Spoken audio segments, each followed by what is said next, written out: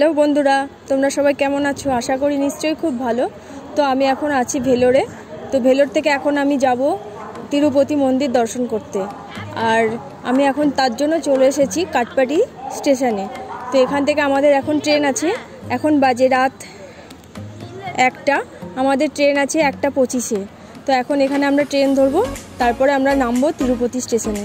সেখান থেকে মন্দির দর্শন করব এবং ঠাকুর দর্শন করে আবার ফিরে আসবো এখানে। তো আমার সাথে তোমরা থাকো এবং পুরো ভিডিওটা দেখতে থাকো। আর কেমন লাগছে অবশ্যই আমাকে কমেন্ট করে জানিও। তাহলে চলো যাওয়া যাক এখন।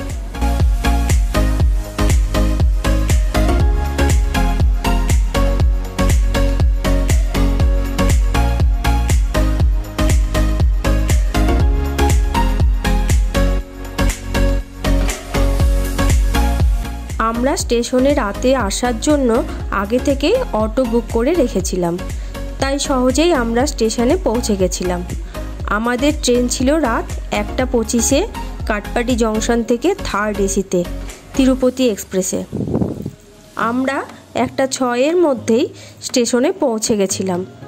আমাদের ট্রেনটি 20 মিনিট লেট করে 1:45-এ কাটপাটি স্টেশনে এলো।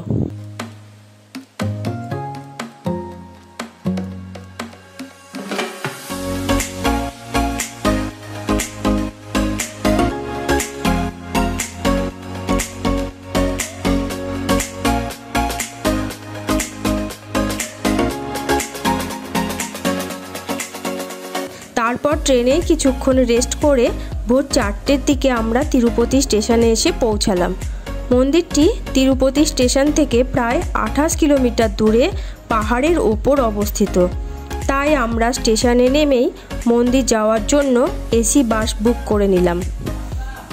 তোমরাও কোনোদিন তিরুপতি স্টেশন থেকে মন্দিরে গেলে সহজেই স্টেশনের নিকট থেকে মাথাপিছু 200 টাকায় স্টেশন থেকে মন্দির যাওয়া ও পুনরায় মন্দির থেকে স্টেশনে আসার জন্য বাস বুক করে নিতে পারো।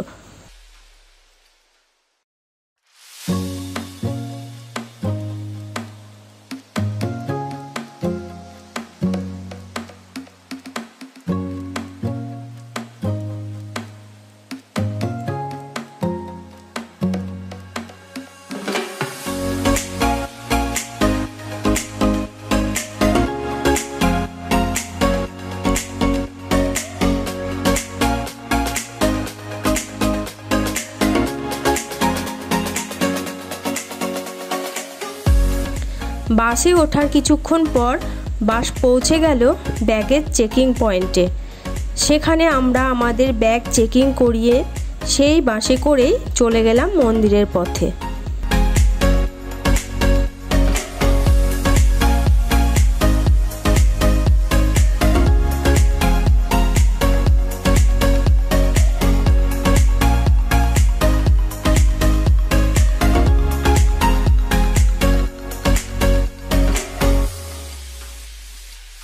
বন্ধুরা, আমি তিরুপতি স্টেশন থেকে নেমে চলে আসলাম বাসে করে মন্দিরের কাছে। এখন মন্দিরের কাছে যাওয়ার জন্য আবার ফ্রি বাস ধরতে হবে এবং ঠাকুর দর্শন করব। চলো তোমরাও আমার সাথে দেখতে থাকো। সেখান থেকে আমরা ফ্রি বাসে করে পৌঁছে গেলাম ফ্রি কুপন সংগ্রহ করার পয়েন্টে এবং ফ্রি কুপন সংগ্রহের উদ্দেশ্যে আমরা হাঁটা শুরু করলাম এবং শেষ অবধি কুপন সংগ্রহ করলাম।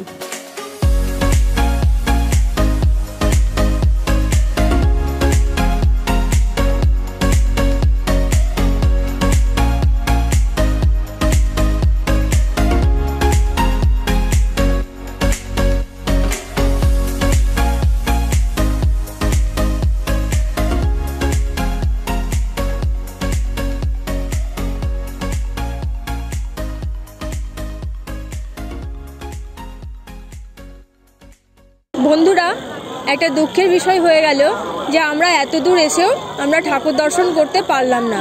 কারণ এখানে 3 মাস আগে একটা বুকিংয়ের ব্যবস্থা আছে, টিকিটের অনলাইন টিকিট। তো সেটা আমরা জানতাম না বলে আমরা সেটা করতে পারিনি।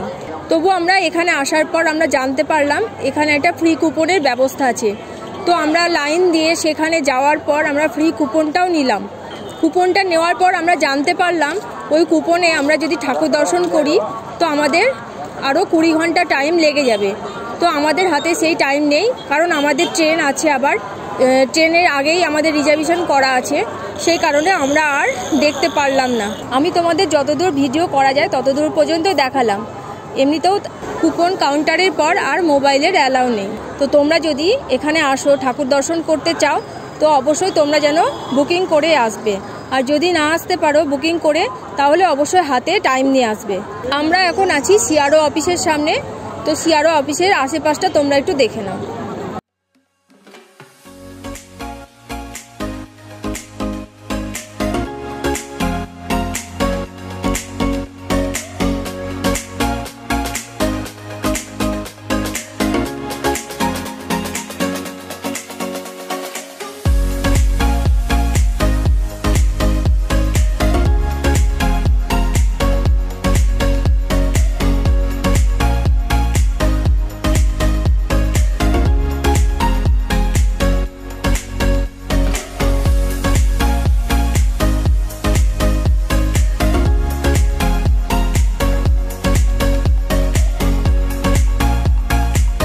বন্ধুরা, তোমরা পেছনে যে সার্কেলটা দেখতে পাচ্ছ এটার নাম হচ্ছে আন্নামায়া সার্কেল। তো আমরা তো ঠাকুর দর্শন করতে পারলাম না, তো তোমরা পেছনে আর একটা দেখতে পাচ্ছ, এখানে একটা ঠাকুরের মূর্তি করা আছে, সেটাই আপাতত দেখলাম, তোমরাও একটু দেখে নাও।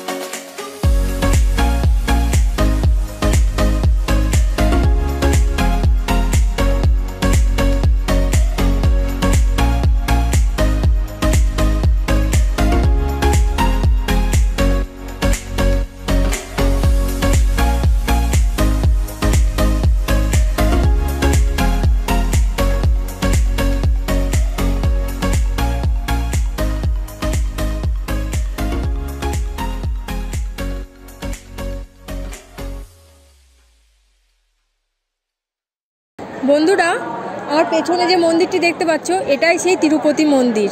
আমাদের শত ইচ্ছে থাকা সত্ত্বেও আমরা মন্দিরের ভেতরে ঢুকতে পারছি না, কারণ এখানে ঢুকতে গেলে অনেকটা টাইমের ব্যাপার, আর আমাদের হাতে সেই টাইম নেই, সেই জন্য আমরা ঢুকতে পারছি না। তোমরা বাইরে থেকে একটু মন্দিরটা দেখে নাও। তাছাড়া ভেতরে ক্যামেরা বা মোবাইল কিছুই অ্যালাউ নেই, তাই বাইরে থেকে যতটুকু পারা যাচ্ছে আমি তোমাদের দেখাচ্ছি।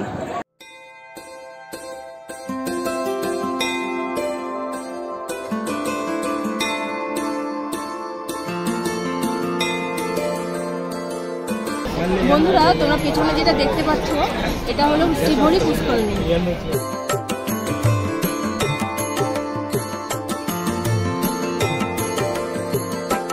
বন্ধুরা, এটা হলো প্রসাদ কাউন্টার। তোমরা যদি এখানে আসো, এখানে তোমরা বাড়ির জন্য প্রসাদ নিয়ে যেতে পারো। প্রসাদে এখানে লাড্ডু দেওয়া হয়।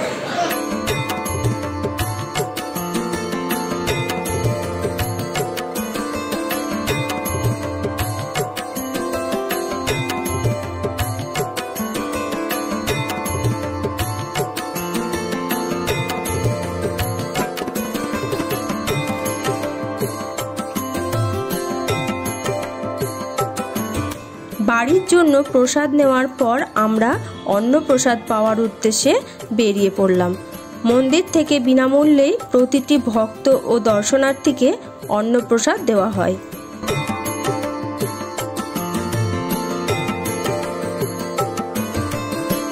প্রসাদ পাওয়ার পর পুনরায় আমরা বাসে করে তিরুপতি স্টেশনের উদ্দেশ্যে বেরিয়ে পড়লাম।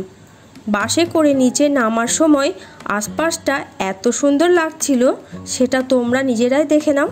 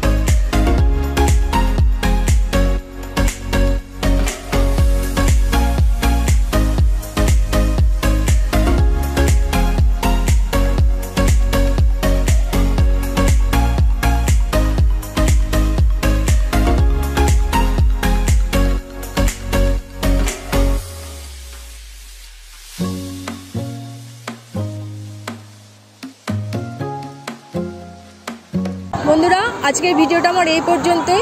যদি ভালো লাগে তাহলে অবশ্যই লাইক কমেন্ট করে দিও, আর যারা আমার চ্যানেলে নতুন অবশ্যই সাবস্ক্রাইব করে দিও। টাটা বন্ধুরা।